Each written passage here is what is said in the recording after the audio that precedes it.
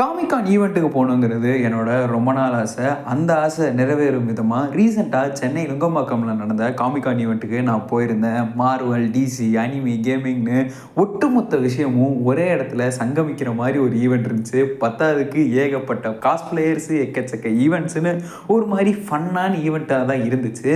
ஆக்சுவலாக இது 2 நாள் நடந்துச்சு, சாட்டர்டே அண்ட் சண்டே. பட் என்னால் சாட்டர்டே மட்டும் தான் போக முடிஞ்சுச்சு. ஏன்னா ஒரு நாளோட டிக்கெட் விலையே 899 rupees.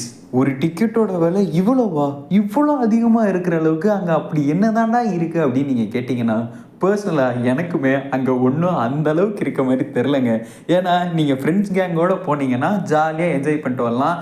And fellow anime fans and fellow gamers, fellow Marvel, DC comic ஃபேன்ஸை பார்த்து பேசி அண்ட் காஸ்பிளேயர்ஸ் இருப்பாங்க, அவங்களோட ஃபோட்டோ எடுக்கலாம். ஓகே, நைஸ், நல்லா தான் இருந்துச்சு. ஆனால் ஒரு நாளைக்கு 1000 ரூபாயோ இல்லை 2 நாளைக்கு சூப்பர் ஃபேன் பாஸ் போட்டு 2800 செலவு பண்ணிட்டு போகிற அளவுக்கு அங்கே பெருசாக எதுவும் இருக்க மாதிரி எனக்கு ஃபீல் ஆகலை. இதே நீங்கள் கேங்கோடு போனால் சந்தோஷமாக இருக்கலாம். ஆனால் தனியாக போயிட்டீங்கன்னா அங்கே ஏகப்பட்ட கடைகள் இருக்கும். அந்த கடையில் ஏகப்பட்ட பொருட்கள் இருக்கும். ஆனால் அந்த பொருளை வாங்குற அளவுக்கு நம்மக்கிட்ட காசு இருக்காது. ஏன்னா எல்லாமே காஸ்ட்லியாக இருக்குது. ஏன்னா அங்கே ஸ்டால் போடுறதுக்கு அவங்க அதிக பணம் கொடுக்க வேண்டியதாக இருக்குது. அந்த பணத்தை வாங்க நம்மக்கிட்ட அதிக ரேட்டுக்கு விற்கிற மாதிரி இருக்குது.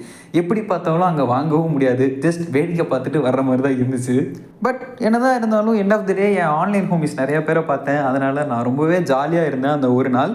நீங்கள் இன்கேஸ் காமிகான் போயிருந்தீங்கன்னா உங்களுக்கு அங்கே எப்படி போச்சு அண்ட் எப்படி இருந்துச்சு அப்படிங்கிறத மறக்காமல் கமெண்ட் பண்ணிட்டு போயிருங்க. இன்கேஸ் நீங்கள் அடுத்த தடவை போகணுன்னு நினச்சிங்கன்னா ஒரு நாள் பாஸ் போட்டு முதல்ல போய் பாருங்கள். அதுக்கப்புறம் எல்லாம் செட் ஆச்சுன்னா இந்த 2 நாள் பாஸ் போடுறது, சூப்பர் ஃபன் போடுறதெல்லாம் அப்புறம் யோசிச்சு அடுத்த ஈவெண்ட்டில் பார்த்துக்கோங்க.